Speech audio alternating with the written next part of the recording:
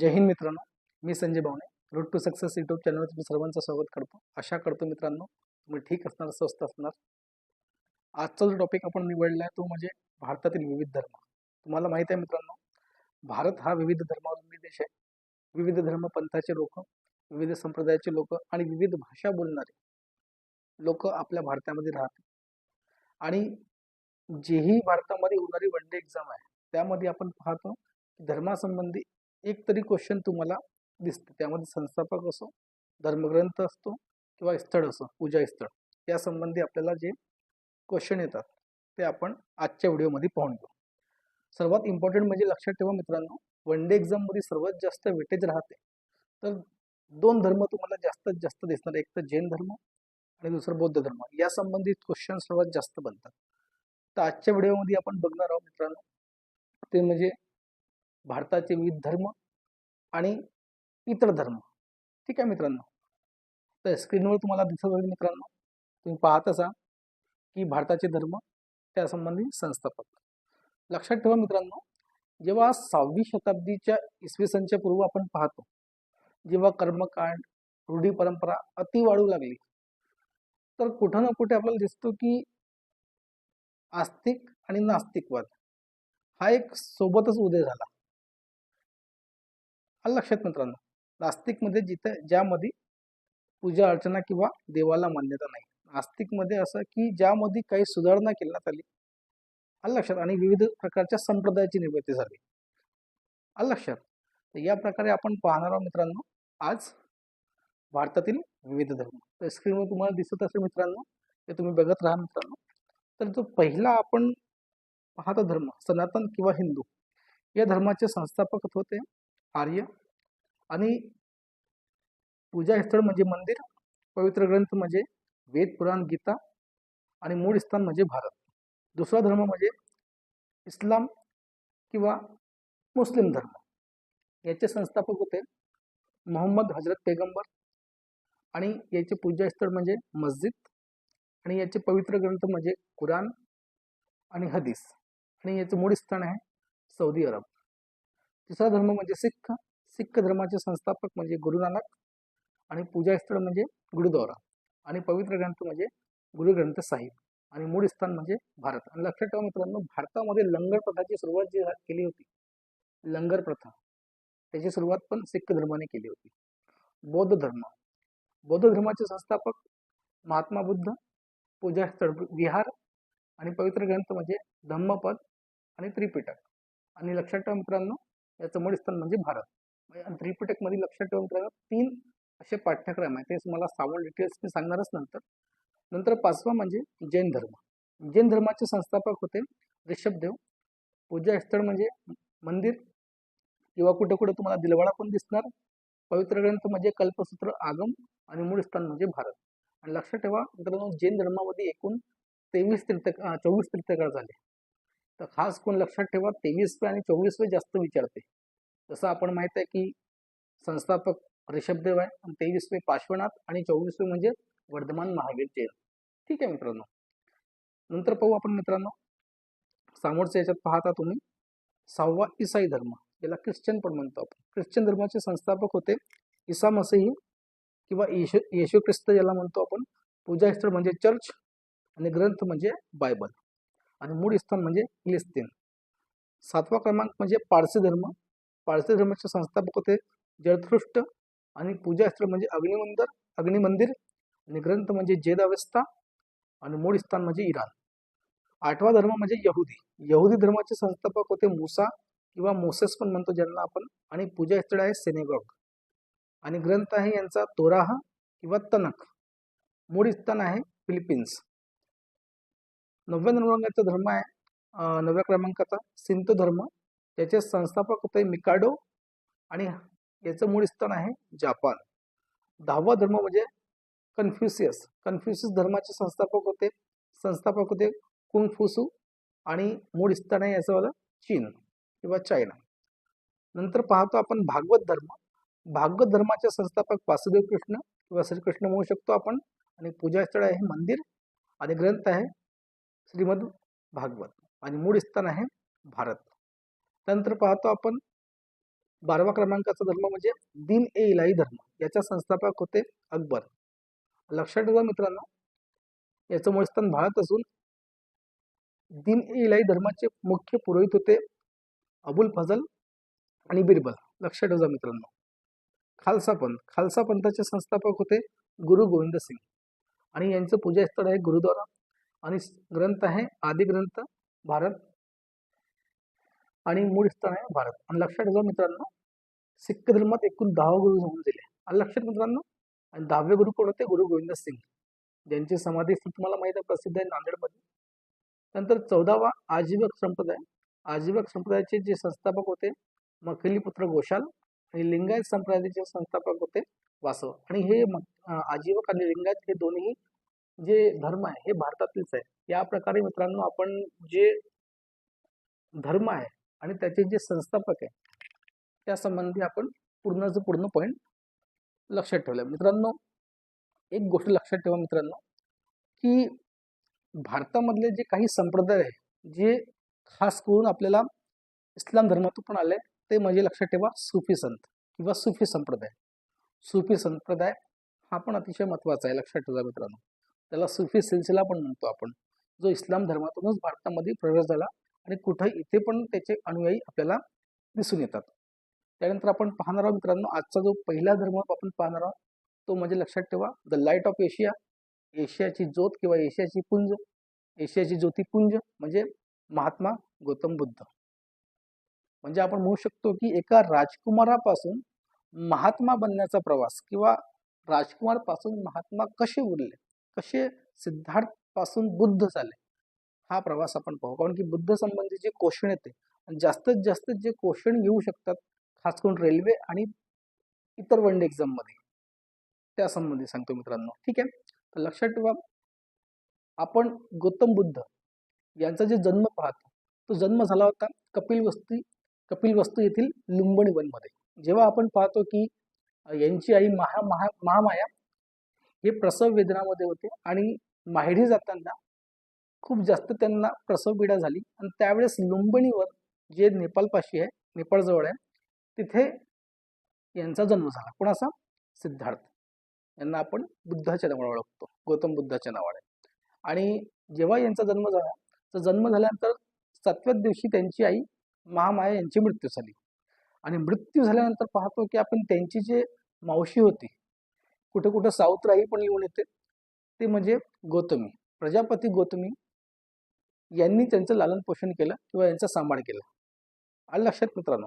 आणि यांचे जे वडील होते शुद्धोधन, ते कपिलवस्तूचे राजा होते, कपिलवस्तू इथले राजा होते. आणि आपण पाहतो की ज्या वेळेस यांचा जन्म झाला, जन्माच्या वेळेस एका म्हणू शकतो आपण की एखाद्या विद्वानाने एक भविष्यवाणी अशी केली, यांचं भविष्य असं पाहिलं, त्यामध्ये भविष्यवाणी अशी केली की हा व्यक्ती जर हतियार उचलणार किंवा एखादी समजून चला की राज्य शासन करणार तर खूप पराक्रमी राजा बनणार किंवा मग खूप मोठा महात्मा बनणार. तर वडिलाला खूप जास्त विचारायला की कपिलवस्तूचे ते राजा होते आणि त्यांना असं वाटत होतं की माझा एकटा एक मुलगा आहे आणि माझा वाला किंवा माझा जो मुलगा आहे यांनी माझं राज्यप्रसाद सांभाळलं पाहिजे आणि माझं जो शासन आहे ते सांभाळून दिलं पाहिजे. तर कुठं ना कुठं त्यांना एक भीती पण होती की हे जर संन्यासी बनले तर आपल्या राज्यप्रसादाचं कसं होणार. तर त्यांना कुठं ना कुठं इंगेज ठेवण्यात आलं, कुठं ना कुठं म्हणजे असं म्हणू शकतो की घराबाहेर त्यांना जास्त जाऊ नाही दिलं आणि आतल्या आतच त्यांना जितक्या सुख सुविधा होत्या त्या देऊ लागल्या. आणि आपण पाहतो वयाच्या 15व्या-16व्या वर्षी त्यांचं लग्न यशोधरा सोबत होते, यशोधरा यांच्यासोबत त्यांचं लग्न होते.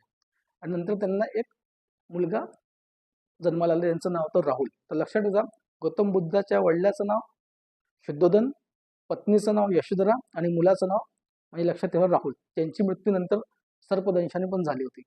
म्हणजे लक्षात हे येते मित्रांनो की जीवन हे दुःखाने भरलेलं आहे. हे जे कथन होतं हे बुद्धाचं होतं. म्हणजे जीवन कशाने भरलं आहे? दुःखानेच भरलेलं आहे. आणि सर्व दुःखाचं कारण म्हणजे काय? तर माणसाची न संपणारी इच्छा. आपण पाहू सामोर मित्रांनो हळूहळू. तर गौतम बुद्धाचा जो जन्म झाला होता तो झाला होता, लक्षात ठेवा मित्रांनो, एक मिनिट, बरोबर आहे कॅमेरा. लक्षात ठेवा मित्रांनो गौतम बुद्धाचा जन्म झाला होता 563 इसवी सन पूर्व लुंबिनी यवनात किंवा कपिलवस्तू यामध्ये. आणि त्याच प्रकारे लक्षात ठेवा, गौतम बुद्धाची जी मृत्यू झाली होती ती झाली होती कुशीनगरमध्ये 483 इसवी सन पूर्वमध्ये. तर हे दोनही तारीख जे आहे अतिशय महत्वाचे मित्रांनो, लक्षात ठेवा. ठीक आहे, तर जन्म कुठं लक्षात ठेवा लुंबिनी वन, आणि मृत्यू कुठं तर कपिलवस्तू किंवा कुशीनगर किंवा कुशीनारा या ठिकाणी.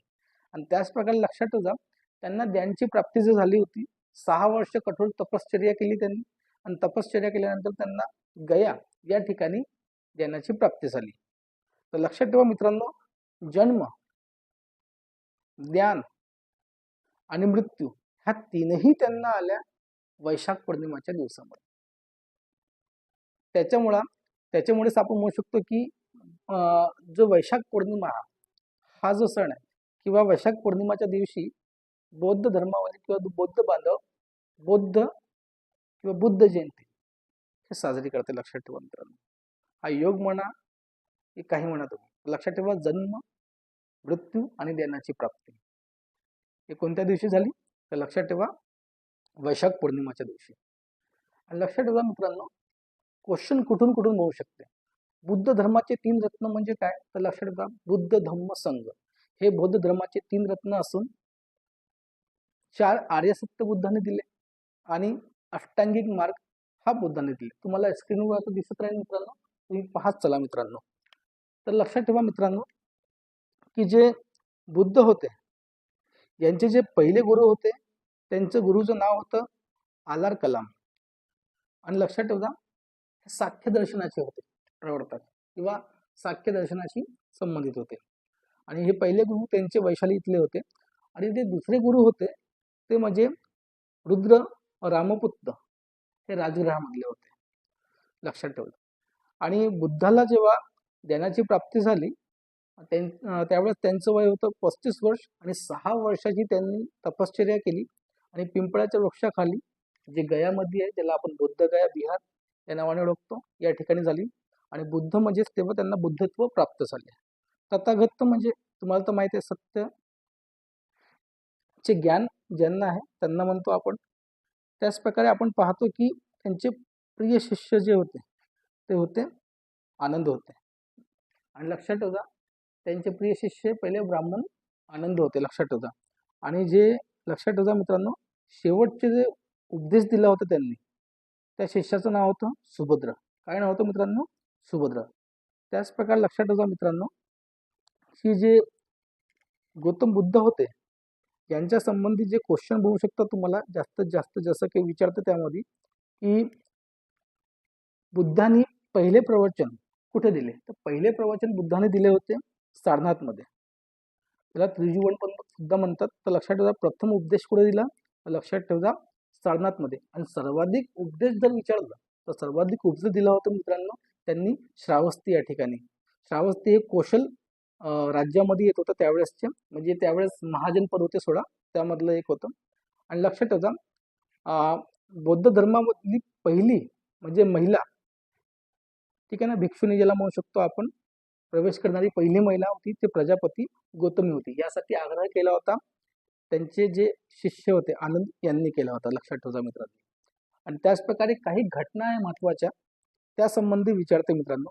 तर घटना म्हणजे लक्षात ठेवा बुद्धाच्या जन्माचे जे प्रतीक आहे ते म्हणजे कमळ आणि सांड ज्याला आपण बैल म्हणतो. आणि ग्रहत्यागाचे जे प्रतीक आहे ते म्हणजे घोडा. आणि ध्यानाचे जे प्रतीक आहे ते म्हणजे पिंपळाचे वृक्ष. आणि निर्वाणचे प्रतीक आहे ते म्हणजे लक्षात ठेवा मित्रांनो पदचिन्ह. ठीक आहे मित्रांनो. आणि समोर भाऊ आता आपण बुद्धाने दिलेले जे 4 आर्य सत्य आहे त्यामध्ये दुःख, दुःख समुदाय, दुःख निरोध आणि दुःख निरोधक मार्ग हे लक्षात ठेवा. आणि अष्टांगिक मार्ग मध्ये सम्यक दृष्टी, सम्यक एकल्य, संकल्प, सम्यक वाक्य, सम्यक कर्म, सम्यक आजीव, सम्यक व्यायाम, सम्यक स्मृती, सम्यक समाधी हे अष्टांगिक मार्ग आहे. त्याच प्रकारे बौद्ध धर्मासंबंधी 3 रत्न बुद्ध धम्म संघ म्हणजे बौद्ध धर्माचे परम लक्ष्य म्हणजे काय, तर लक्षात ठेवा, निर्वाण प्राप्ती करणे. त्यानंतर पाहतो मित्रांनो की बौद्ध धर्मामध्ये पण काही पंथ आहे. त्यामधला आपण जो पाहतो हिनयान आणि महायान पंथ. हिनयान पंथ मध्ये आपण पाहतो की जे रूढीवादी परिवर्तन विरोधी जे होतं ते होतं म्हणजे काय, तर लक्षात ठेवा हिनयान. यामध्ये बुद्धाला महापुरुष तर मानलं परंतु देव नाही मानला. यामधले जे अनुयायी आहे ते मूर्ती पूजेचे विरोध करते आणि याचा जो प्रभाव किंवा पसार आहे तो जास्तीत जास्त श्रीलंका, दक्षिण भारतामध्ये किंवा म्यानमारमध्ये किंवा थायलंड आदी देशामध्ये तुम्हाला दिसतो. याच्या उलट जर आपण पाहतो महायान पंथ, तर हा परिवर्तनला एक्सेप्ट करतो आणि बुद्ध एक देव आहे, अवतार आहे अशी मान्यता आहे आणि मूर्ती पूजेवर विश्वास ठेवतो. आणि याचे मुख्य आदर्श म्हणजे काय, बोधिसत्व. म्हणजे बोधिसत्व म्हणजे काय ते लक्षात ठेवा मित्र, की असा एक व्यक्ती की जो स्वयं ज्यांना निर्वाण प्राप्त झाले व अन्य लोकांना पण ते सहायता करते, त्यांना आपण काय म्हणतो, बोधिसत्व. त्याच प्रकारे लक्षात ठेवा हे जे महायानपंथी लोक आहे ते जास्तीत जास्त तुम्हाला उत्तर भारतात चीन, जापान, तिब्बती इथे तुम्हाला जास्तीत जास्त दिसणार मित्रांनो. आलं लक्षात मित्रांनो. त्याच प्रकारे पाहतो आपण मित्रांनो आणखी एक शाखा तुम्हाला दिसते, वज्रयान. हे जवळपास गुप्त काळामध्ये हे अस्तित्वात आले, 6व्या 7व्या 8व्या शताब्दीच्या मध्यात याचा विकास झाला आणि याच्यामध्ये पुष्कळसे आडंबर प्रधान होते. याच्यामुळे कुठं ना कुठं बौद्ध धर्माला थोडा फटका पण बसला आणि थोडा बौद्ध धर्म प्रसार पण कमी होऊ लागला, हे लक्षात ठेवता. कारण की आपण पाहतो की जे बौद्ध धर्म जे होतं ते रूढी परंपरा किंवा मग कर्मकांड याच्यातून जे त्रासले लोक होते ते लोक बौद्ध धर्मात आले होते.